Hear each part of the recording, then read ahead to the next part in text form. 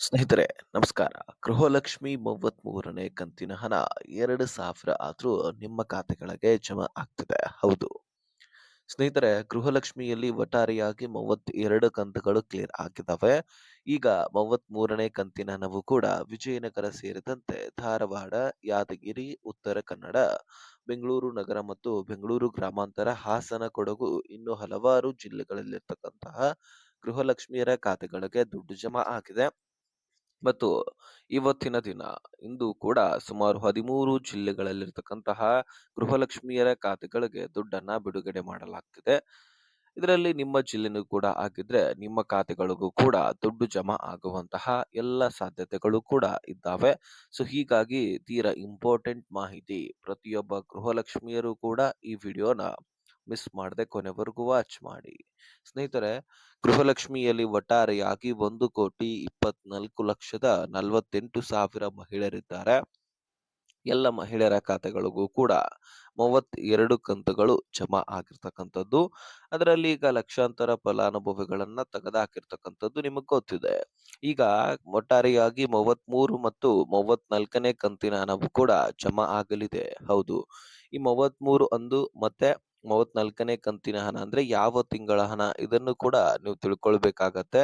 ಸ್ನೇಹಿತರೆ, ಜೂನ್ ತಿಂಗಳ ಹಣ ಅಂದ್ರೆ 33ನೇ ಕಂತಿನ ಹಣ. ಅದೇ ರೀತಿಯಾಗಿ ಜುಲೈ ತಿಂಗಳ ಹಣ ಅಂದ್ರೆ 34ನೇ ಕಂತಿನ ಹಣ. ಇದನ್ನ ನೀವು ಜ್ಞಾಪಕ ಇಟ್ಕೊಳ್ಬೇಕಾಗತ್ತೆ. ಸ್ನೇಹಿತರೆ, ಒಂದು ವಿಷಯ ನೀವು ಗಮನದಲ್ಲಿಟ್ಕೊಳ್ಬೇಕಪ್ಪ, ಏನಂದ್ರೆ ಅದು ಗೃಹಲಕ್ಷ್ಮಿಯಲ್ಲಿ ಒಟ್ಟಾರೆಯಾಗಿ ಒಂದು ಕಂತಿನ ಹಣ ನಿಮ್ಮ ಅಕೌಂಟ್‌ಗಳಿಗೆ ಈಗ 31ನೇ ಕಂತಿನ ಹಣ ಆಗಿರ್ಲಿ, 32ನೇ ಕಂತಿನ ಹಣ ಆಗಿರ್ಲಿ, ಅದು ಬಂದಿದ್ದೇ ಆದ್ರೆ ಮುಂದೆ ಎಲ್ಲ ತಿಂಗಳ ಹಣವನ್ನು ಕೂಡ ನೀವು ಪಡ್ಕೊಳ್ಬಹುದು. ಆ ಕಂತುಗಳು ನಿಮಗೆ ಜಮಾ ಆಗಿರ್ಲಿಲ್ಲಪ್ಪ ಅಂದ್ರೆ ಯಾವ ಕಂತುಗಳನ್ನು ಕೂಡ ನೀವು ಪಡ್ಕೊಳ್ಳಿಕ್ ಸಾಧ್ಯನೇ ಇಲ್ಲ ಸ್ನೇಹಿತರೆ. ಅದು ಹೇಗಂತ ಕೇಳಿದ್ರೆ, ವೆರಿಫಿಕೇಶನ್, ಡಾಕ್ಯುಮೆಂಟ್ಸ್ ತೆಗೆದುಕೊಳ್ಳೋದು, ಪರಿಷ್ಕರಣೆ ಜೊತೆಗೆ ಬಯೋಮೆಟ್ರಿಕ್ ಕೂಡ ಮಾಡಿಸ್ಕೊಂಡ್ರು. ಅದಾದ ಬಳಿಕ ರಿಲೀಸ್ ಆಗಿರ್ತಕ್ಕಂತಹ ಕಂತು ಯಾವ್ದಪ್ಪ ಅಂದ್ರೆ 31ನೇ ಕಂತಿನ ಹಣ. ಅದರ ಜೊತೆಗೆ 32ನೇ ಕಂತಿನ ಹಣ. ಈ 2 ತಿಂಗಳ ಹಣವನ್ನ ಅರ್ಹತೆಯನ್ನ ಹೊಂದಿರತಕ್ಕಂತಹ ಮಹಿಳಾ ಫಲಾನುಭವಿಗಳಿಗೆ ಮಾತ್ರ ದುಡ್ಡನ್ನ ಜಮಾ ಮಾಡಲಾಗಿದೆ. ಅದಕ್ಕಾಗಿ ಮುಂದೆ ಬರ್ತಕ್ಕಂತಹ ಎಲ್ಲ ಕಂತುಗಳು ಕೂಡ ಈ ಅರ್ಹ ಫಲಾನುಭವಿಗಳಿಗೆ ಮಾತ್ರ ಜಮಾ ಆಗುವಂತದ್ದು. ಇನ್ನು ಯಾರು ಅರ್ಹತೆಯನ್ನ ಹೊಂದಿಲ್ಲ ಅವರಿಗೆ ಜಮಾ ಆಗಿರೋದಿಲ್ಲ.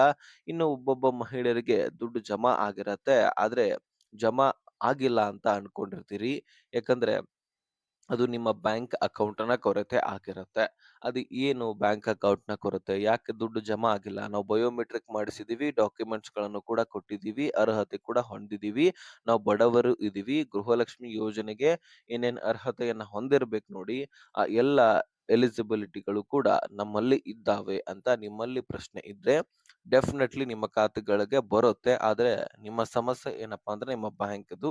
ಅದೇನಾಗಿದೆ ಅಂತ ಮುಂದೆ ನೋಡೋಣ. ಅದಕ್ಕಿಂತ ಮುಂಚೆ ನೀವು ವೇಟ್ ಮಾಡ್ತಾ ಇರುವಂತದ್ದು 13 ಜಿಲ್ಲೆಗಳನ್ನ ತಿಳ್ಕೊಳ್ಳಿಕ್ಕೆ. ಇವುಗಳನ್ನ ನಾನು ಮೊದಲು ನಿಮಗೆ ತಿಳಿಸ್ಕೊಟ್ಬಿಡ್ತೀನಿ. ಸ್ನೇಹಿತರೆ, ಮುಖ್ಯವಾಗಿ ಬೆಂಗಳೂರು ನಗರ, ಬೆಂಗಳೂರು ಗ್ರಾಮಾಂತರ, ಧಾರವಾಡ, ಯಾದಗಿರಿ, ವಿಜಯನಗರ, ಬೆಳಗಾವಿ, ಹಾಸನ, ಕೊಡಗು, ಅದೇ ರೀತಿಯಾಗಿ ಉತ್ತರ ಕನ್ನಡ, ಬೀದರ, ಕೊಪ್ಪಳ, ಅದೇ ರೀತಿಯಾಗಿ ಕಲಬುರಗಿ, ಅದೇ ರೀತಿಯಾಗಿ ಇನ್ನು ಹಲವಾರು ಜಿಲ್ಲೆಗಳಲ್ಲಿರ್ತಕ್ಕಂತಹ ಜಿಲ್ಲೆಗಳಿಗೆ ಅಂದ್ರೆ ಮಂಗಳೂರು ಆಗಿರ್ಲಿ, ಚಿಕ್ಕಮಂಗಳೂರು ಆಗಿರ್ಲಿ, ಮಂಡ್ಯ ಆಗಿರಲಿ, ಅದೇ ರೀತಿಯಾಗಿ ದಕ್ಷಿಣ ಕನ್ನಡ ಆಗಿರಲಿ, ಇನ್ನು ಹಲವಾರು ಜಿಲ್ಲೆಗಳಲ್ಲಿರ್ತಕ್ಕಂತಹ ಗೃಹಲಕ್ಷ್ಮಿಯರ ಖಾತೆಗಳಿಗೆ ದುಡ್ಡನ್ನ ಬಿಡುಗಡೆ ಮಾಡಲಾಗ್ತಾ ಇದ್ದು, ಪ್ರತಿಯೊಬ್ಬ ಮಹಿಳೆಯರಿಗೂ ಕೂಡ ಈ 33ನೇ ಕಂತಿನ ಹಣವು ಕೂಡ ಜಮಾ ಆಗ್ತಾ ಇದೆ.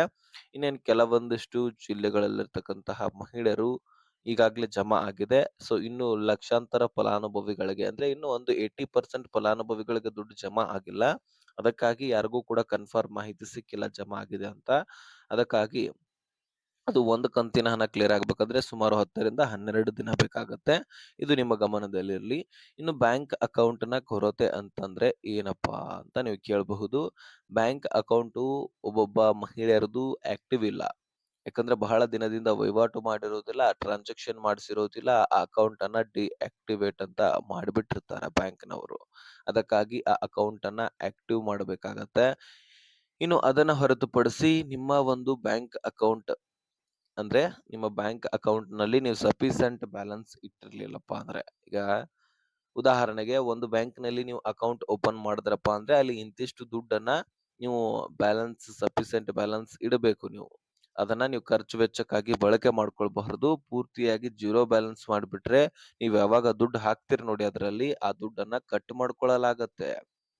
ಅದಕ್ಕಾಗಿ ಆ ಒಂದು ಆ ಅಕೌಂಟ್‌ನಲ್ಲಿ ಒಂದಿಷ್ಟು ದುಡ್ಡನ್ನ ನೀವು ಇಡಬೇಕಾಗತ್ತೆ. ಇಲ್ಲ ಅಂದ್ರೆ ನಿಮ್ಮ ಅಕೌಂಟ್‌ಗೆ ಬಂದಿರತಕ್ಕಂತಹ ದುಡ್ಡು ಕಟ್ ಆಗಿರತ್ತೆ. ನಿಮಗ್ ಗೊತ್ತಾಗಿರೋದಿಲ್ಲ. ಅದೇ ಗೃಹಲಕ್ಷ್ಮಿ ದುಡ್ಡು ಕಟ್ ಆಗಿರಬಹುದು ಅಥವಾ ಇಎಂಐ ಮುಖಾಂತರ ಸಾಲಗಳನ್ನ, ಲೋನ್‌ಗಳನ್ನ ಮಾಡಿರ್ತೀರಿ. ಅಲ್ಲಿಗೂ ಕೂಡ ದುಡ್ಡು ಕಟ್ ಆಗಿರತ್ತೆ. ನಿಮಗ್ ಗೊತ್ತಾಗಿರೋದಿಲ್ಲ. ಒಂದು ಬಾರಿ ಅದನ್ನ ಚೆಕ್ ಮಾಡಿ ನೋಡಿ ಟ್ರಾನ್ಸಾಕ್ಷನ್ ನಿಮಗ್ ಗೊತ್ತಾಗತ್ತೆ. ಓಕೆ. ಸೊ ಇದನ್ನ ಹೊರತುಪಡಿಸಿ ಏನೇ ಪ್ರಶ್ನೆಗಳಿದ್ರು ಕಮೆಂಟ್ ಮಾಡಬಹುದು. ಓಕೆ. ಈ ಇನ್ಫಾರ್ಮೇಷನ್ ಎಲ್ಲ ಗೃಹಲಕ್ಷ್ಮಿಯರಿಗೆ ಶೇರ್ ಮಾಡಿ. ಹಾಗೆ ನಮ್ಮ ಚಾನಲ್‌ಗೆ ಸಬ್ಸ್ಕ್ರೈಬ್ ಮಾಡ್ಕೊಳ್ಳಿ.